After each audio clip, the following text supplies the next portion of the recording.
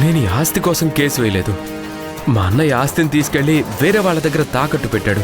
వాళ్ళ దగ్గర తాకట్టు పెట్టడం అంటే ఆస్తి మొత్తం వాళ్ళకి అప్పగించడమే.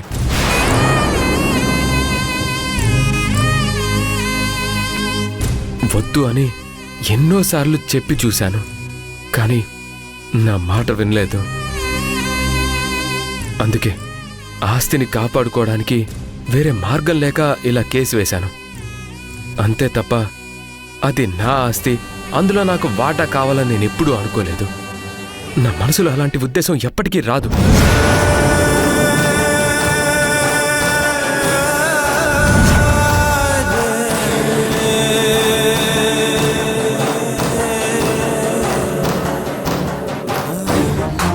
చూడు మాధవా, నీకు పర్సనల్ గా ఉండే ప్రేమలు అభిమానాలతో కోర్టుకు సంబంధం లేదు. నువ్వు కోర్టుకు అప్పీల్ చేసుకున్నది ఆస్తిలో వాటా కావాలని.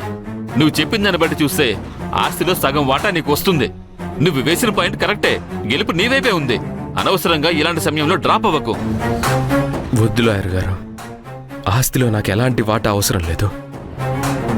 ఆ భానుప్రకాష్ అనే వ్యక్తి దగ్గర తాకట్టు పెట్టిన ఆస్తి పత్రాలను తిరిగి వెనక్కి తీసుకొచ్చేయమనండి, చాలు.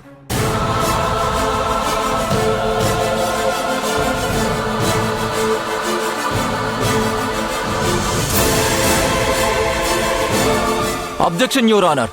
తన బిజినెస్ డెవలప్మెంట్ కోసం నా క్లయింట్ తన ఆస్తిని తాకట్టు పెట్టుకుంటాడు, అమ్ముకుంటాడు. కాదని చెప్పడానికి ఇతనికేం హక్కు ఉంది? ఆలోచించి చూడండి లాయర్ గారు, ఆస్తి పైన తనకు హక్కు ఉందో లేదో మీకే అర్థమవుతుంది. అన్నయ్య మీద అభిమానంతో, కుటుంబం మీద ప్రేమతో నాకు ఎలాంటి ఆస్తులు అవసరం లేదు, ఆస్తిని జాగ్రత్తగా కాపాడితే చాలు అంటున్నాడు నా client. Objection over ruled. Thank you my lord. ఇప్పుడు మీ అన్నయ్య ఎవరి దగ్గర ఆస్తులు తాకట్టు పెట్టినంత మాత్రాన నీకొచ్చే నష్టమేంటి? అతను మంచివాడు కాదు. వేరే వాళ్ళ దగ్గర కూడా ఇలాగే ఆస్తులు తాకట్టు పెట్టించుకొని వడ్డీల మీద చక్ర వడ్డీలు వేసి వాళ్ళ నడ్డి విరగ్గొట్టి వాళ్ళ ఆస్తులు రాయించుకోవడం, ఒకవేళ అప్పు తీర్చకపోతే బలవంతంగా లాక్కోవడం వాళ్లకు వెన్నతో పెట్టిన విద్య.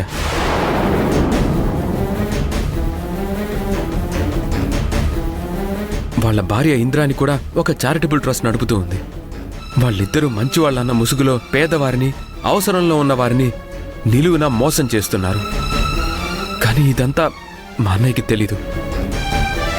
ఆ భానుప్రకాష్, ఆ ఇంద్రాణి వాళ్ళు ఎవరో తెలియకుండా మీ అన్నయ్య అంత పెద్ద అప్పు వాళ్ళ దగ్గర ఎలా తీసుకున్నాడు?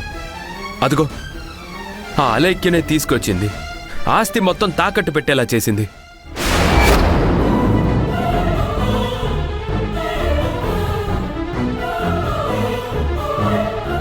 మీ భర్త హోటల్ బిజినెస్ లో ఉన్నాడు.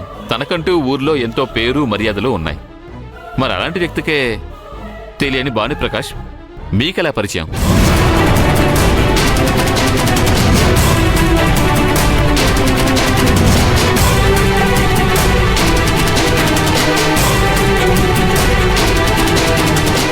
మీరెలా మీ భర్తతో ఆ భానుప్రకాష్ దగ్గర ఇంత పెద్ద ఆస్తిని తాకట్టు పెట్టించారు?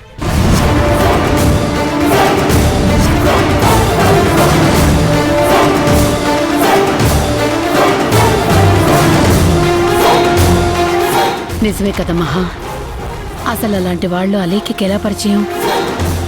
నాకు అదే అర్థం కావట్లేదమ్మా. నా చిన్నప్పుడే మా నాన్నగారు చనిపోయారు.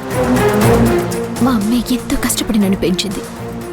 కష్టపడి పెరిగాను కాబట్టి నాలాగా కష్టపడి వాళ్ళకి సహాయం చేయాలని చూసేదాన్ని.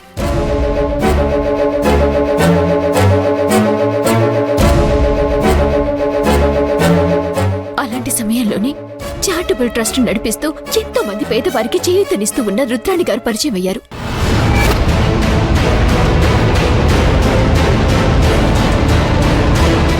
అలా ఆ పరిచయంతో నేను కూడా అప్పుడప్పుడు వెళ్లి వారి ఎన్జీఓ తరపున అనాథ పిల్లలకి నాకు చేతనైన సాయం చేశాను.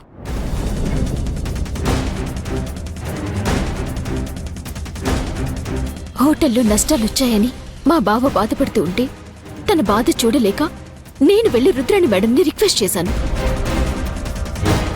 నా మీదున్న అభిమానంతో వారు వేరే ఆలోచన లేకుండా అడిగినంత డబ్బుని అప్పుగా ఇచ్చారు.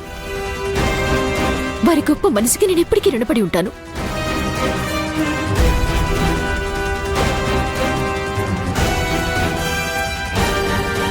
అసలు వీళ్ళ ఎవరి సాక్ష్యాలతో సంబంధం లేదు యువర్ ఆనర్.